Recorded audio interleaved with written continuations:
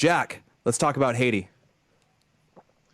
Well, Haiti, so much to say, so much deliciousness to talk about there. Now, fortunately, Thought Crime comes out on Thursday. Fridays in Lent, as you know, I can't eat meat, so I'm very glad that we're talking about Haiti on a Thursday. So, do you want to go deeper, Jack, into that, or because not everyone knows that that they're changing the Big Mac in Port-au-Prince? They're changing the. Okay, so here's what's going on in Haiti. So a lot of people have probably heard this by now. People have, but for anyone who hasn't, there's basically and there has been a complete lack of government in Haiti for about 3 years since the president was summarily assassinated pretty early on in the Biden administration.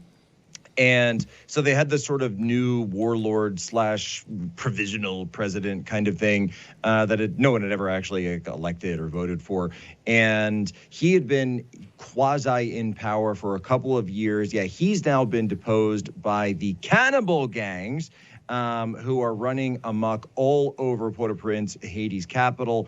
That government has completely fallen. He's now stepped down. The president stepped down. The prime minister has stepped down. I'm not entirely sure how many have fled the country at this point. But what's really amazing about Haiti, and we actually write this in...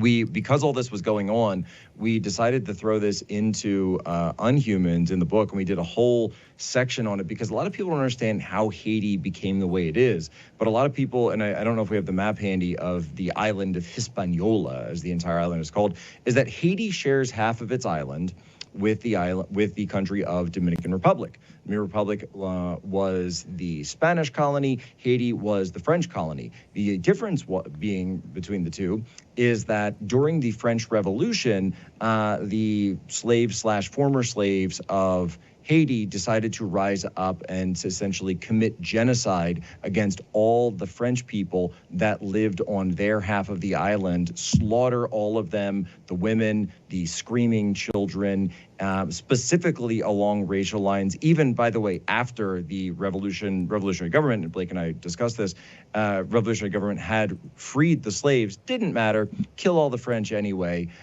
So they did that, and I mean, you can it's amazing that this is a distinction that can now be seen from outer space, this borderline, because you have one country that over 200 years ago, 220 years ago, was founded in this sort of proto-Marxoid slave revolt, and then another country which was founded by, a serious country, the Spanish Empire, later gained its independence, fought many wars against Haiti. And you can see one is like a lush tropical resort, and the other is a complete wasteland filled with cannibal gangs. And it's important to note that Haiti is legitimately infested with demonic voodoo. Can you talk about this, Blake? Yeah, Oh, yes. I'm like weirdly more sympathetic to Haiti. In the Western Hemisphere. Say that again, Jack?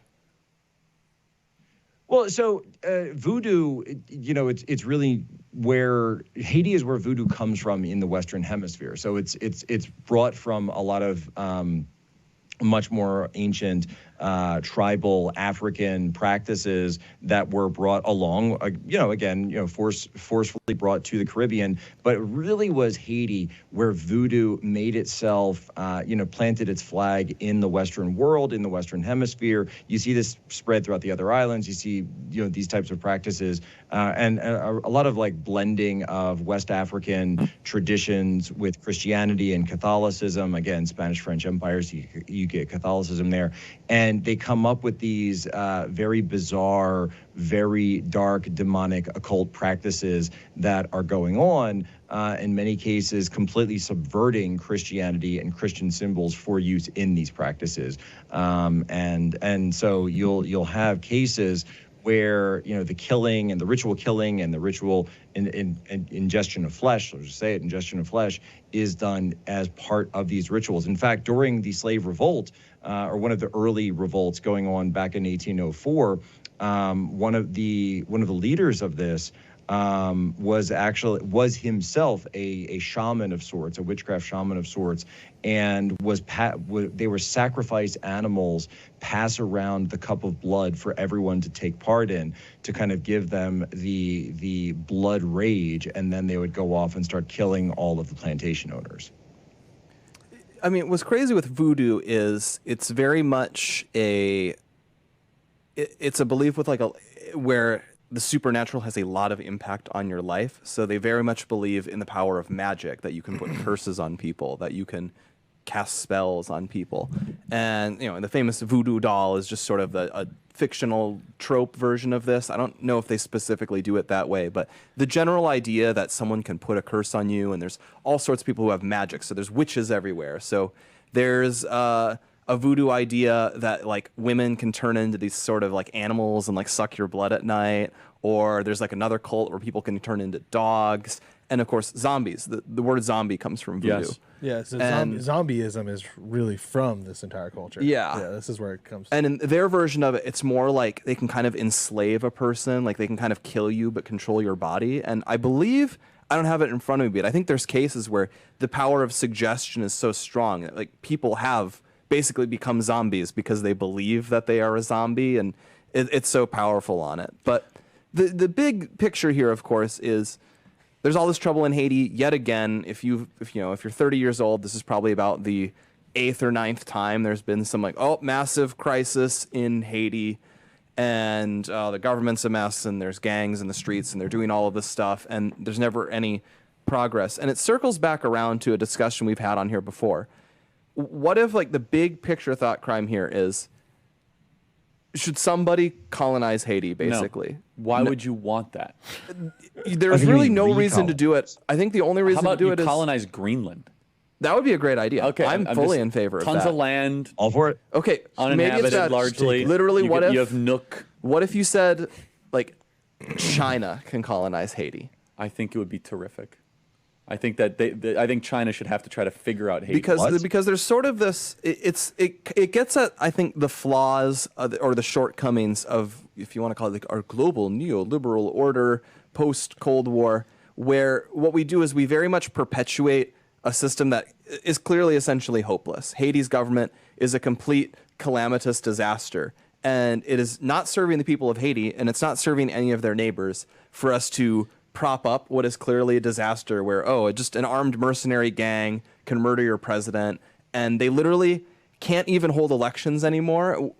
It's so bad we can't even tell, are they canceling elections because they just want to be dictators, or are they canceling elections because they are not even capable of organizing a vote by the public? That is the level of state failure that we are at. And in the past, 1,000 years ago, it was not possible to have a failed state like this, because if you were that much of a disaster, your neighbors came in and just took you over. And now instead what we do is we have the international community, and we have the United Nations, and we have humanitarian missions, and we're basically just dumping, food and medical supplies into this anarchic, disaster state. I don't know if it's fixable. And the reason is that I think, first of all, I think part of the country is literally under a spiritual oppression. I've talked to missionaries that have gone there, and they say they've seen the darkest stuff that a human being can see. In fact, I know people that went to Haiti passively as like agnostic atheists, and they came back searching for Jesus because they saw like legit demonic activity. Whoa! Do they say any more? Yeah, there was one guy who saw somebody who literally didn't sleep for 2 weeks, and would just like literally run around and not sleep for 2 weeks, like ran through the whole island with like supernatural type capacity. There are claims that people have seen like quasi levitation stuff, like almost head spinning type stuff, and then Andrew says this was very common. Yeah, here's one that when Andrew was in Haiti, there were common stories about people turning into cats at night, which I don't know. They all knew someone that turned into cats. Again, I'm not sure about that.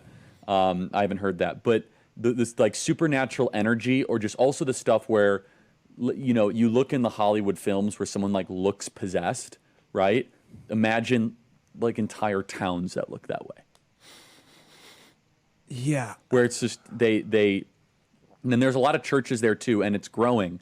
But like Haitian voodoo culture is legit. Like 1 out of 3 people in Haiti participate, and they sacrifice animals and they do like pagan blood rituals. So yeah. It doesn't seem to have worked out for them. No, I mean, yeah, look, show me a pagan culture that sustainably can survive, and, you know, there's a reason why the Aztecs are India? no longer around. Look, that's a good point. Can India survive? We'll see. Or is India just on its, is it exhausting the jet fuel of, you know, English colonial culture? Yeah, exactly. That's a thought crime.